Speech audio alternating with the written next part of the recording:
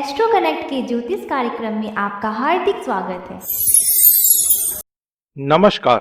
बात करेंगे वृषभ राशि वालों की और देखेंगे कि देवगुरु बृहस्पति का संचार जो कि 20 नवंबर 2020 से मकर राशि में होने जा रहा है, वह आप वृषभ राशि वालों के लिए किस प्रकार का रहने वाला है।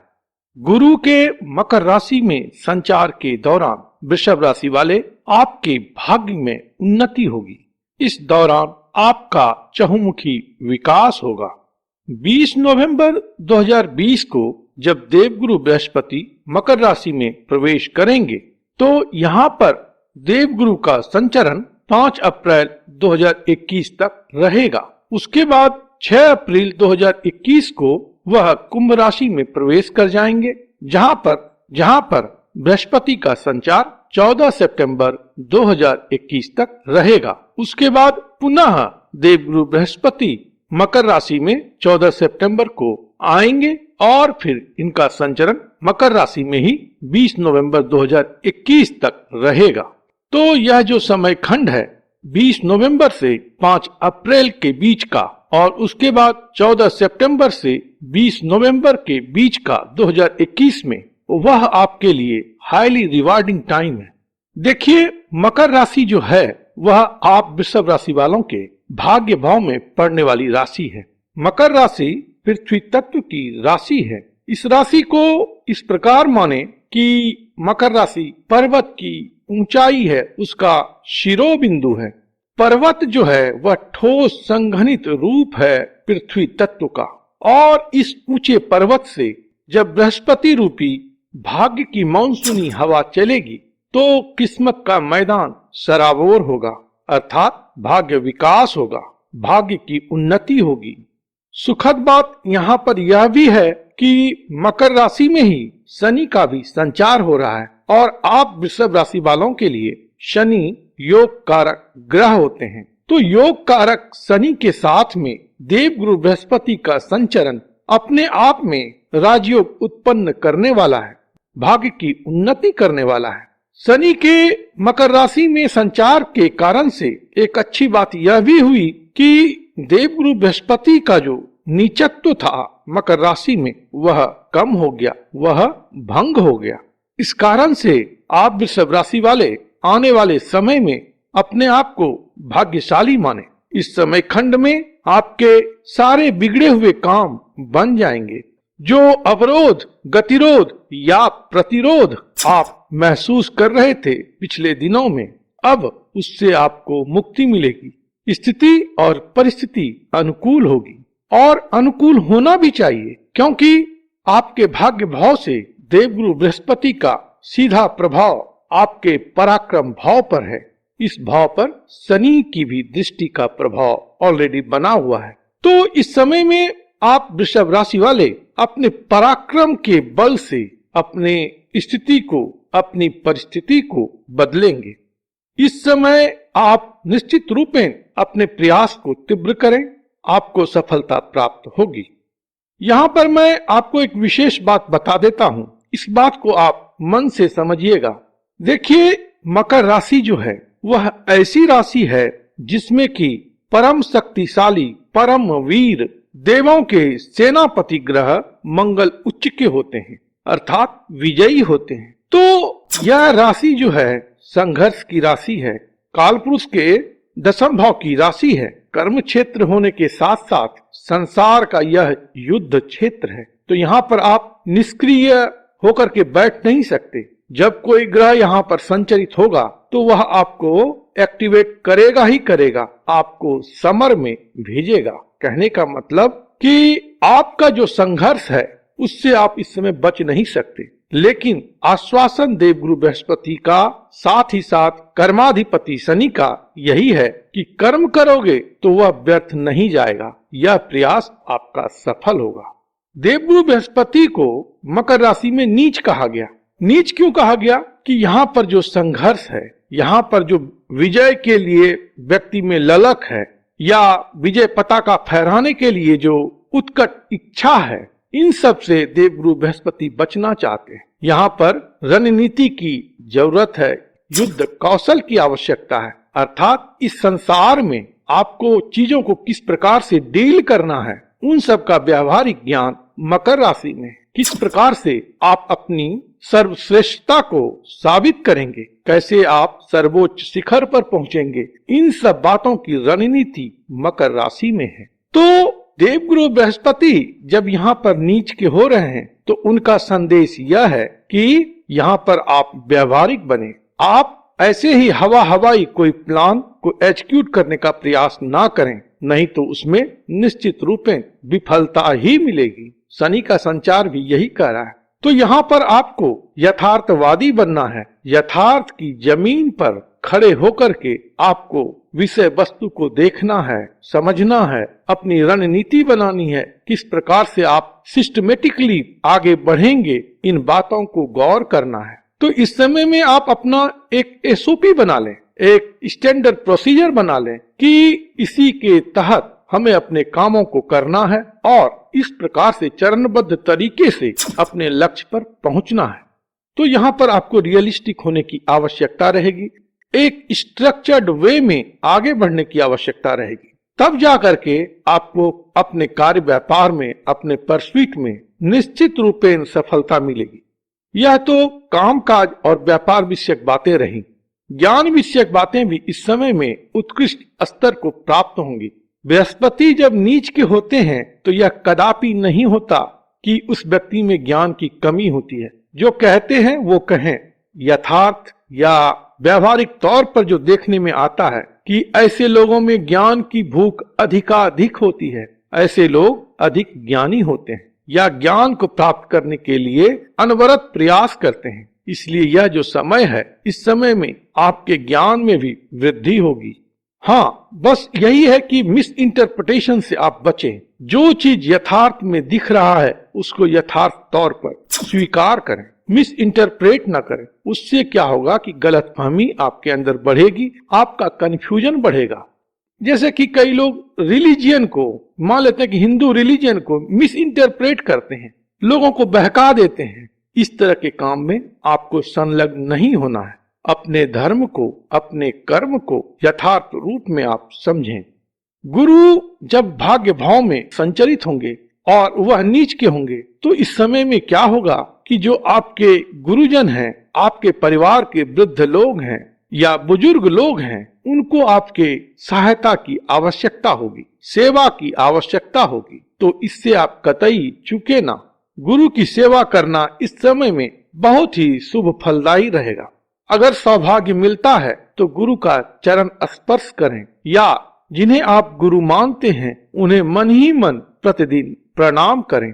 आपको यदि गुरु नहीं मिला है तो जरूरी नहीं है कि किसी को ढूंढने आप निकल जाएं। ईश्वर सबसे बड़े गुरु हैं, उनके प्रति नतमस्तक रहें। यहाँ के बृहस्पति देव बहुत शुभ परिणाम देने लगेंगे। अब बृहस्पति की दृष्टि को समझते हैं कि बृहस्पति देव की दृष्टि आपके जन्म राशि स्थान अथवा लग्न स्थान पर पहुंच रही है। तो यह जो आशीर्वाद देव गुरु बृहस्पति का आपको मिल रहा है, यह अद्भुत है। वास्तविक रूप में यह अद्भुत है। ज्ञान की बारिश होगी, प्रभु की कृपा की छत्र छाया में आपका विकास होगा। Name, fame, power, post, position सब कुछ इस समय में प्राप्त होने की अच्छी संभावना है, बशर्ते कुंडली में दशायोग भी अच्छे हों और आपके कर्म भी अच्छे हों। आपका आहार विहार और व्यवहार भी अच्छा होना चाहिए। आप कहाँ निवास कर रहे हैं, आपकी पात्रता क्या है, आपका देश काल क्या है, इन सबों पर बहुत निर्भर करता है। लेकिन इन सब से इतर बृहस्पति देव का यहाँ पर संचार बहुत ही बेहतर परिणाम आपको इस रूप में भी दे रहा है कि आप स्वस्थ रहेंगे और आपका व्यक्तित्व बड़ा ही प्रभावशाली रहने वाला है। गुरु तुल्य गुण जो है वह आत्मसात करें, अपनी गरिमा को बढ़ाएं, अपने में गंभीरता को लाएं। इस समय में आपका नेतृत्व स्वीकार होगा लोगों को, लोग आपसे प्रभावित होंगे। इसके बाद देवगुरु बृहस्पति की दृष्टि आपके छोटे भाई बहन के स्थान, छोटी दूरी की यात्रा और कम्युनिकेशन स्किल पर पड़ने वाली है। तो जाहिरन इस समय में आपके वार्तालाप की शैली उत्कृष्ट होगी। आपका व्यवहार या लोगों के साथ इंटरेक्शन या कम्युनिकेशन प्रभावशाली होगा। छोटी दूरी की और लंबी दूरी की यात्रा इस समय में संभव होगी और वह कहीं न कहीं हाईली रिवार्डिंग होगा, सफलतादायक रहेगा, धनदायक भी साबित होगा। तो जो लोग लंबी दूरी की यात्रा करना चाह रहे हैं या ट्रांसफर जाना चाह रहे हैं या विदेश जाना चाह रहे हैं, तो उन लोगों के लिए भी यह समय जो है बहुत ही अनुकूल रहने वाला है। छोटे भाई बहन की आप सहायता करेंगे, पड़ोसियों के साथ सौहार्द पूर्वक रहेंगे, या जो आपके हेल्पिंग हैंड हैं, जो कि आपकी सहायता करते हैं, आपके कामों में सहयोग करते हैं, आपका हाथ बटाते हैं, उनके प्रति सहृदयता का परिचय देते हैं, तो बहुत ही सुंदर परिस्थिति का निर्माण होगा जिसमें कि सब लोग आपके लिए सहायक होंगे। आपके उद्यम में सब लोग हाथ बटाएंगे, तो सबों के सहयोग से आपकी उन्नति हो जाएगी, आप सफल हो जाएंगे। तृतीय भाव पर जब देवगुरु बृहस्पति का प्रभाव पड़ रहा है तो यह एक और चीज को आश्वस्त करता है कि इस समय में जो आप प्रयास करेंगे, जिस बात की इच्छा करेंगे, अगर वह सद इच्छा है और उसके लिए आप सद प्रयास कर रहे हैं, तो यकीन माने कि गुरु कृपा आप पर बनी हुई है, आपका यह प्रयास पूर्ण होगा, अर्थात वह आपके हक में आएगा, आपको लाभ की प्राप्ति होगी।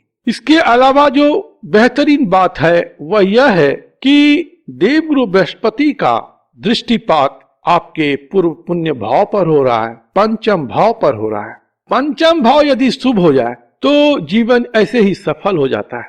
बहुत कुछ परेशानियों का सामना व्यक्ति को नहीं करना पड़ता, बहुत सहजता से, बहुत सरलता से चीजें उन्हें प्राप्त हो जाती हैं, ज्ञान प्राप्त हो जाता है, गुरु प्राप्त हो जाते हैं और असंभव भी कार्य संभव हो जाता है। मन भी प्रसन्न रहता है, व्यक्ति अपने में स्थित रहता है, स्व स्थित होता है, स्वस्थ होता है, प्रेम पूर्ण वातावरण में रहता है। ऐसी जगह रहते हैं या उन लोगों के बीच में रहते हैं जहां उन्हें प्रेम प्राप्त होता है, जहां पर ये प्रेम को लुटाते हैं, तो अच्छे संतान की समय में प्राप्ति होगी, प्रेम प्यार की प्राप्ति होगी। इन सबों से आपको सुख मिलेगा और इससे भी बढ़कर के जो बात होगी वह यह है कि ज्ञान की प्राप्ति होगी। आप विषय वस्तु को बेहतर समझेंगे, आप अपने जीवन में बेहतर निर्णय करने की क्षमता से ओतप्रोत इस समय में रहेंगे, चीजें आपको स्पष्ट दिखेंगी, कंफ्यूजन कम होगा। स्टूडेंट्स के लिए भी यह जो समय है वह हाईली रिवार्डिंग है। उच्च शिक्षा के लिए आप इस समय में प्रयास करते हैं तो उसमें आपको सफलता मिलेगी। जहां तक धन संपदा की बात है तो गुरु तो इन सब के कारक हैं ही, और जब वह भाग्य भाव में है तो जैसा कि हमने कहा कि भाग्य के मॉनसूनी हवा की बारिश तो आपके प्राप्ति को बढ़ाने वाली ही है, जिसके परिणाम स्वरूप धन में वृद्धि होगी, सुख में वृद्धि होगी, मन प्रसन्न रहेगा। सबसे जरूरी जो बात है व्यक्ति के जीवन में वह है कि प्रसन्नता। व्यक्ति को प्रसन्न रहना चाहिए। क्या मिलता है, क्या रहता है, क्या जाता है, यह सब बहुत मायने की बात एक समय के बाद नहीं रहती, लेकिन आप प्रसन्न कितने हैं, संतुष्ट कितने हैं, यह बहुत बड़ी बात है।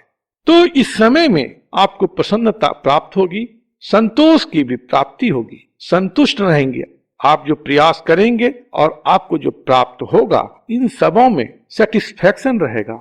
तो कुल मिलाकर के देवगुरु बृहस्पति का मकर राशि में संचार आप वृषभ राशि वालों के लिए बेहतरीन रहने वाला है, किस्मत को सकारात्मक रूप में बदलने वाला है।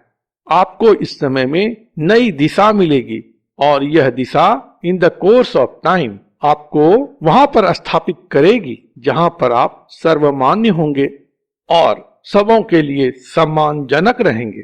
तो चहुविध से यह जो देवगुरु बृहस्पति का संचार है वह आपके लिए अच्छा रहेगा, चाहे वह कामकाज की बात हो, धन संपत्ति की बात हो या मान सम्मान की बात हो। मांगलिक कार्य के संदर्भ में भी यह अच्छा समय रहेगा। संतान प्राप्ति के लिए भी बड़ा ही फ्रूटफुल टाइम है। जो लोग उच्च शिक्षा में हैं, धर्म और ज्ञान के प्रति ललायित हैं, उनके लिए भी यह समय हाईली रिवार्डिंग है। गुरु की प्राप्ति इस समय में हो सकती है, जो कि बहुत ही बेहतरीन बात है। सिर्फ सावधानी यही रखनी है कि जो भी आप करें थोड़ा रियलिस्टिक बन करके करें, वास्तविकता के धरातल पे अपने आप को रखते हुए कोई कार्य योजना बनाएं, हवा में कोई योजना ना बनाएं और जो भी प्रैक्टिकल अप्रोच हो, सिस्टमेटिक अप्रोच हो, उसको एडॉप्ट करें। गुरु का सम्मान करें और अपने व्यवहार को गुरु तुल्य बनाएं, गुरु के जैसा बनाएं। इस समय में झूठ फूस में रहना, गलत कार्य में संलिप्त हो जाना दुर्भाग्य की निशानी होगी। इसलिए सद प्रयास में लगें, सद कार्य में लगें, परोपकार करें। ये सब गुरु के गुण हैं। अगर आप इनको एडॉप्ट करते हैं तो भाग्य में वृद्धि होगी और जितनी भी बातें हमने बताई हैं वह किसी न किसी रूप में आपके जीवन में उतरेंगी और अपना सकारात्मक भूमिका निभाएंगी। तो यह प्रॉस्पेरस टाइम को आप एंजॉय करें। प्रभु आप पर कृपा करें। आप स्वस्थ रहें, मस्त रहें और व्यस्त रहें। ओम नमो भगवते वासुदेवाय।